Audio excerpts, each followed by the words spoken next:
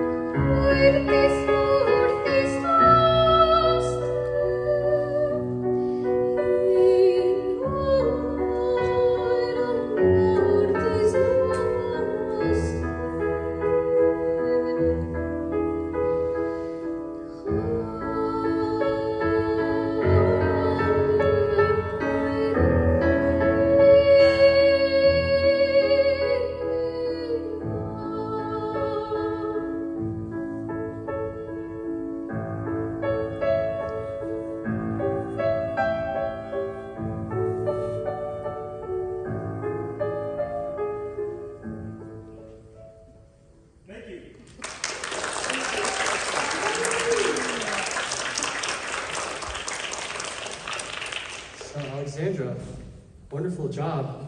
Can you tell us a little bit more about your family and how you decided to, perform today? What inspired you to do it today? Well, I always loved singing ever since I was little. My first was when I sang for a homeschool choir when I was 5 years old, and ever since then, I've just loved singing, and my favorite way to use it is to praise God. The Ave Maria is the Hail Mary in Latin, so that's why I chose it. Well, thank you so much for sharing your music with us. Thank you. God bless.